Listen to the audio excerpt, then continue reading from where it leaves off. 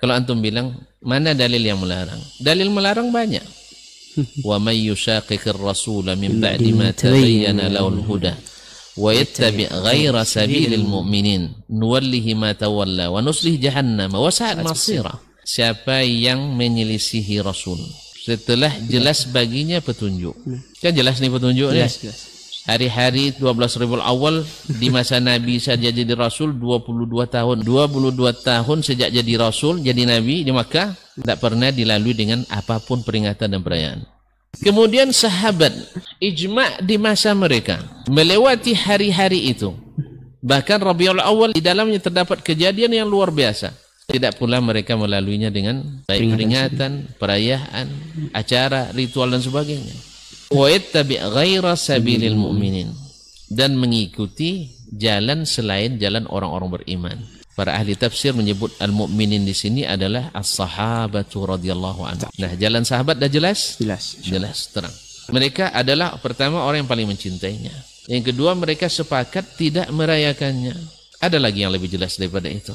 Nah, akibatnya apa? Nuwallihi ma tawalla wa nuslihi jahannam wa sa'at masira. Ini dalil yang jelas melarang. Ini dalil yang jelas melarang. Bahkan ulama-ulama yang mengatakan bolehnya maulid Nabi pun mengakui itu bid'ah. Seperti Imam Ibnu Hajar al-Asqalani, dia mengatakan mengakui ya. Imam Abu Syamah Asy-Syafi'i ya, seorang ulama yang bermadzhab Syafi'i. Namun mereka itu semua kan bukan salaf ya. Yang mereka adalah ulama khalaf yang kita sepakat ya, salaf itu adalah Rasulullah, para sahabat, tabi'in dan atba'ut tabi'in. Sekarang kita minta Rasulullah ada enggak mengerjakannya, sahabat mengerjakannya enggak, tidak ada, tabi'in juga tidak ada. Lantas Ustaz mungkin ada yang mengatakan kalau seandainya kan Rasulullah kan enggak melarang. Kata siapa? Bahkan Allah yang melarangnya. Ya Allah Subhanahu wa taala ya dalam surah An-Nisa mengatakan wa man yushaqiqir rasul. Ya kan, barang siapa yang menentang Rasul, ya kan, min ba'di ma tabayyana lahul huda, setelah jelas baginya petunjuk, wa yattabi'u ghaira sabilil mu'minin, kemudian dia mengikuti selain jalannya kaum mukminin. Kaum mukminin, jalannya kaum mukminin ini siapa ini? Ya kan? Adalah para sahabat. Cara beragamanya para sahabat seperti itu. Nuwallihi ma tawalla. Kata Allah, kami biarkan mereka kepada kesesatan yang mereka pilih itu. Kemudian diancam oleh Allah Subhanahu wa taala, wa nuslihi jahannam wa sa'at masira. Maka kami akan masukkan dia kelak ke neraka jahanam, dan itu adalah seburuk-buruk tempat kembali.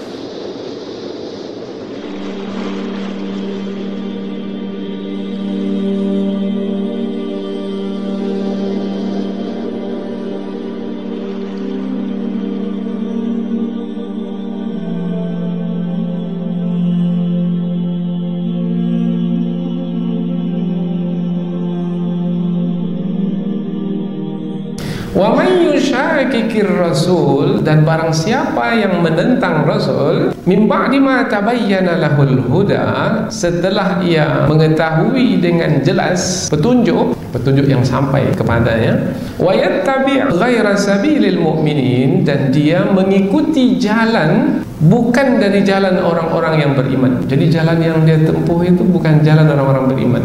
Kalau bukan jalan orang-orang beriman, jalan siapa? Jalan orang-orang kafir. Karena lawan dari orang-orang beriman, orang-orang kafir. Dan dia tidak mengikuti jalan orang-orang beriman, atau dia mengikuti jalan yang bukan jalan orang-orang beriman, nuwallihi ma tawalla, kami akan memberikan keleluasaan kepadanya untuk melakukan kesesatan yang ia kuasai. Jadi dia sesat, kemudian dia menguasai kesesatan. Dia telah kafir, kemudian dia menguasai kekufuran. Dibiarkan dia kafir dan berleluasa di dalam kekafirannya. Jadi Allah biarkan.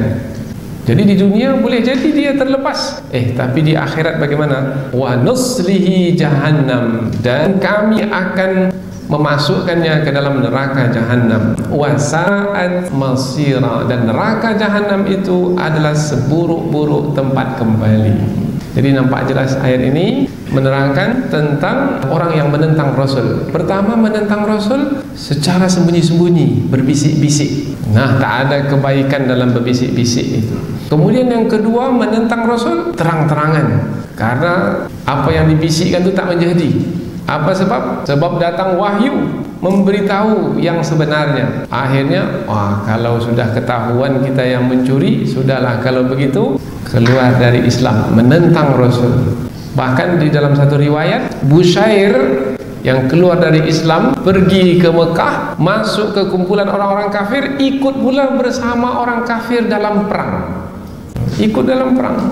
Berarti betul-betul nampaklah menentang Rasulullah SAW. Padahal tadinya beragama Islam. Maka ulama tafsir menyebutkan Bushair ini adalah seorang munafik.